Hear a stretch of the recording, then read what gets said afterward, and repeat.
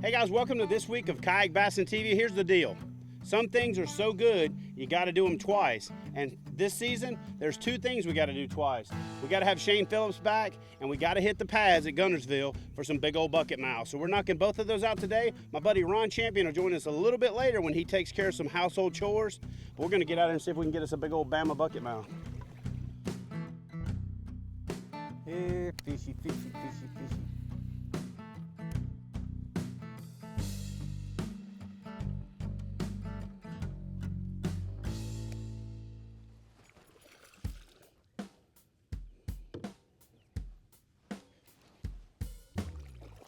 Not as big as I thought. Haha. He hit it like he was a lot bigger than he was. Hey Shane, this one might not have been 6 pounds, but he thought he was when he hit it. Come here, fish. There we go. Got the stink off.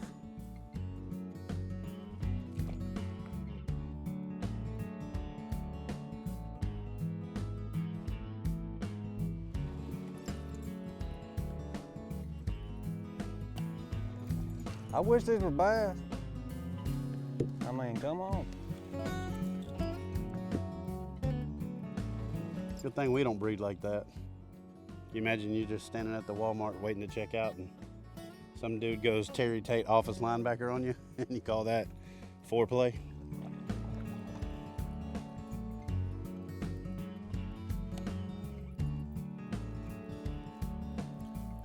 Hey, I don't mind if it's a carp or not, I'll still catch it. There you go, I'm in the catching business. Well, we are pounding the pads. We've caught fish here plenty of times before, either on the outside when the current starts moving or up in the pads when it goes slack.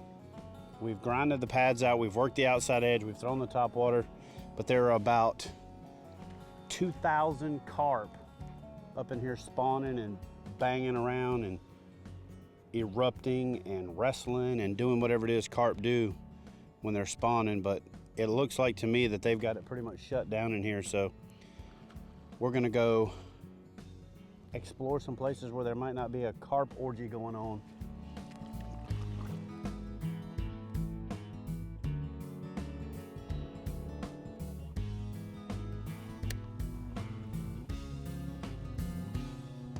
Here we go. Got it.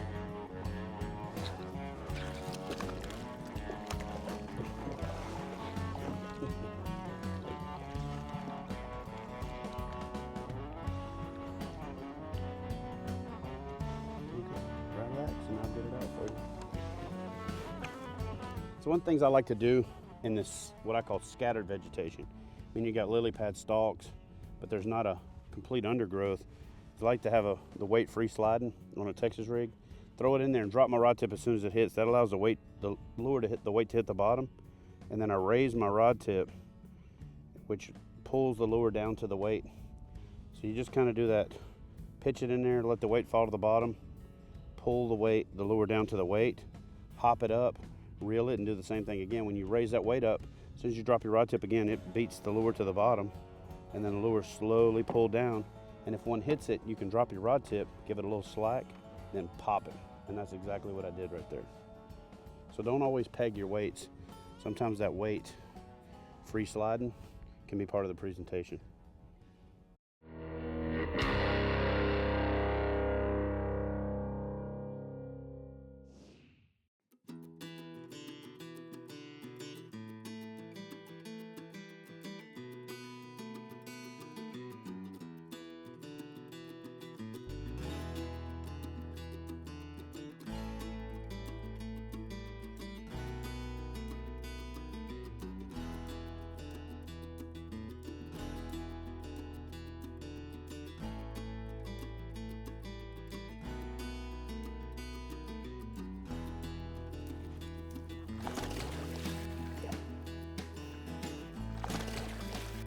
Come here. And I don't have my net out, but that'll work.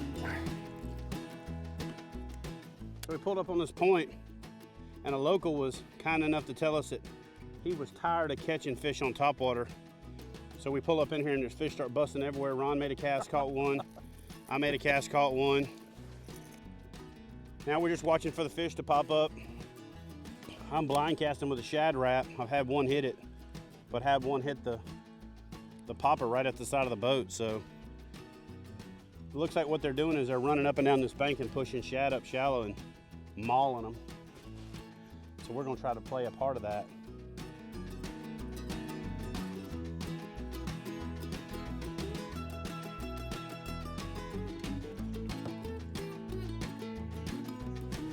Oh, nice. That was Right awesome. beside you, baby. He smashed it. Hey, Ron, right there. Hey, Ron. Just there behind the boat. That's what he does. That's a quick release.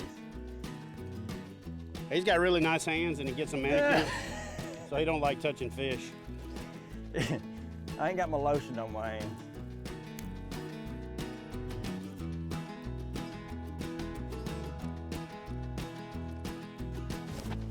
Oh yeah, nice. Good one. Woo, love it. Nothing better than top water action. Yeah. We're gonna do the old tournament land on this dude. Nice. Little Guntersville chunk, baby. This dude got him a nice piece of face jewelry with that way he hit that top water. I don't know if it'll come through on the shot, but that fish smashed that bait and I gave it a good second before I set the hook. A lot of times with these pop bars, you want to give it that second so that the inrush of water, when they take it down, helps them suck it in a little bit. But he came up on top of it and did like the kamikaze attack. We'll get this guy back in the water. And so he was pretty much hooked as soon as he hit it. But you give him that extra second and that really allows you to get a better hookup ratio.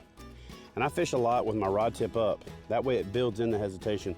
They blow up on it. You have to drop your rod tip, reel up, and set the hook. That puts that pause in there, that set the hook thing that I've talked about in the past. And there's a little memory aid that I use where I tell people don't have premature ejaculation.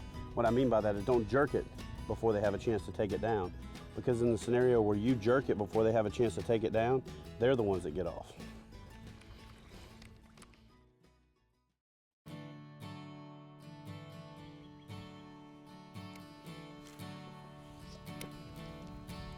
So Ron, how you liking that power pole?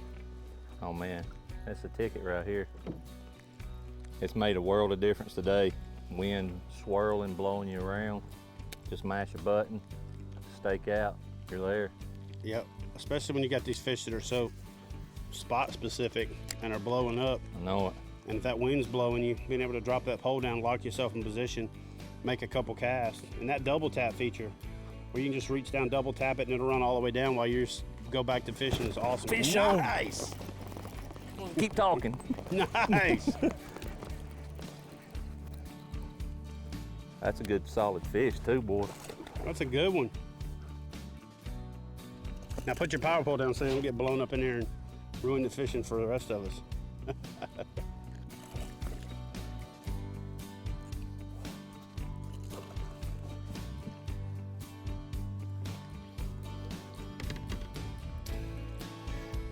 That's what you want to see right there. That fish took that bait. He's got it way down in there. And Miss me and Chad was just talking about this. This is not the ideal time to be fishing topwater. Middle of the day, sun straight above us. Well, not ideal by most people's By definition. most people's standards, yeah. But the bass, they keep busting topwater. They're chasing bait, and I mean that fish is healthy. So that spook with that little rattle in it, just I mean it called him up, and I mean this fish, I mean he nailed it. It's gonna be fun getting this hook out, but we'll savor.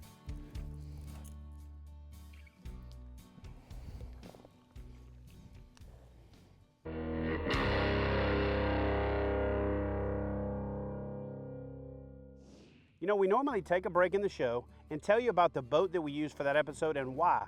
Today we're going to switch it up and I'm going to tell you why I chose the boat that was not right for this outing. Look, there's three basic type of kayaks that you're looking at when you're getting into a fishing kayak. your sit inside or more traditional style, your sit on top or self-bailing, and your hybrid style kayaks, which is what the Wilderness Systems Commander 140. It's like a cross between a canoe and a kayak.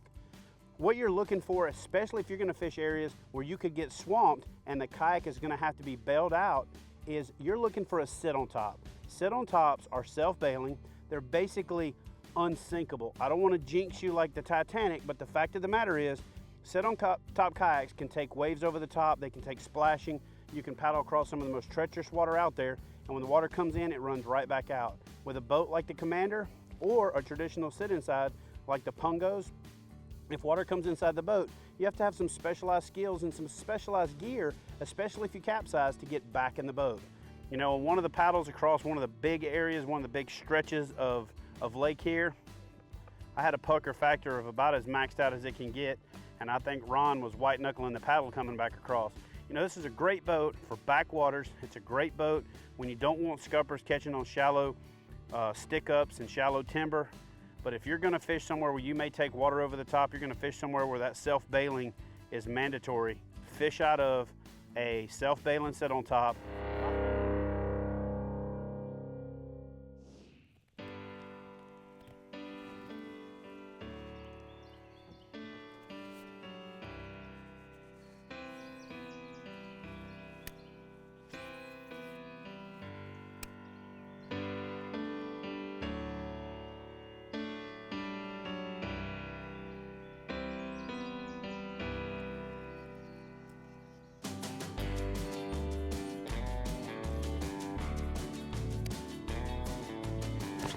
There he is. Got him. Good job, baby.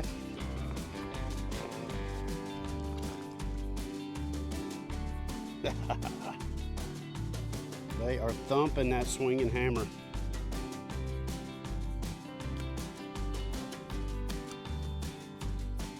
Big old head and little body. So I ain't getting very many bites on the frog, plus I wanted to just do something different.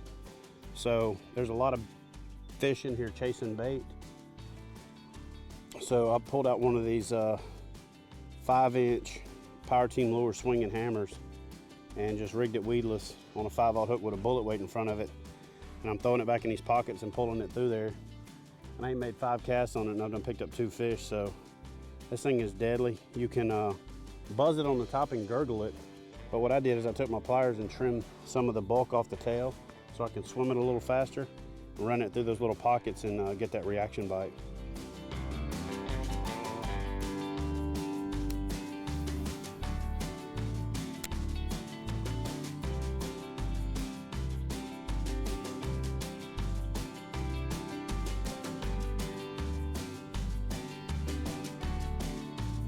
Oh yeah.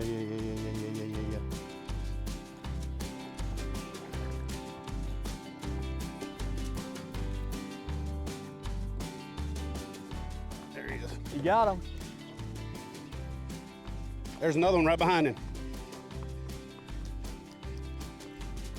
Hold him right there.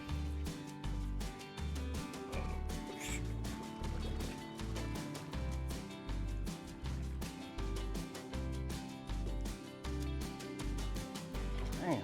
Oh, the bass in Guntersville come with a free salad. That good sizing right there. Getting better. Smashing the swinging hammer. Just a swinging. Give me one of them swinging hammers. All right, man, let me show you what I'm doing here. This swinging hammer from Power Team Lures is one of the best swim baits I've ever thrown. The way that the body's segmented, it's got a lot of tail action.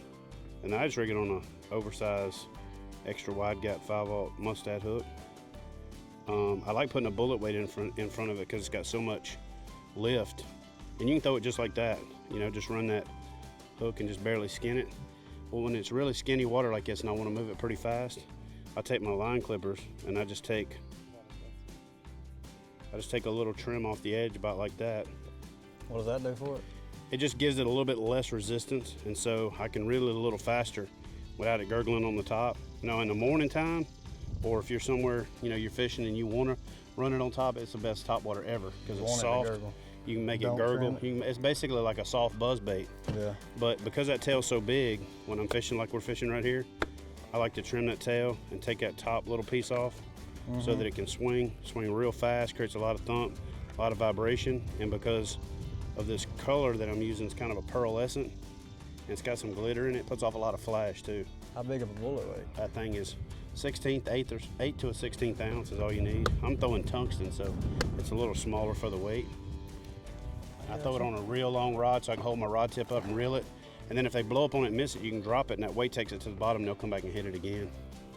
But that right there, anytime you're fishing grass, even really thick grass, that Power Team lure swinging hammer is awesome.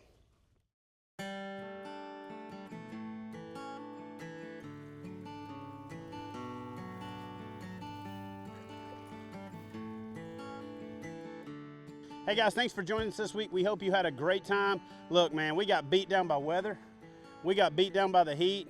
We did put a little bit of a beat down on the fish, but not as good as we wanted to. I got to thank my good buddy Ron Champion for coming down here and finding some big fish. Shane, I think it's time to find something cold and something grilled. You got anything? I ain't got nothing. All right, let's get these boats loaded and get out of here. We'll see you next week for more kayak bass fishing action. I ain't got nothing. That's a first.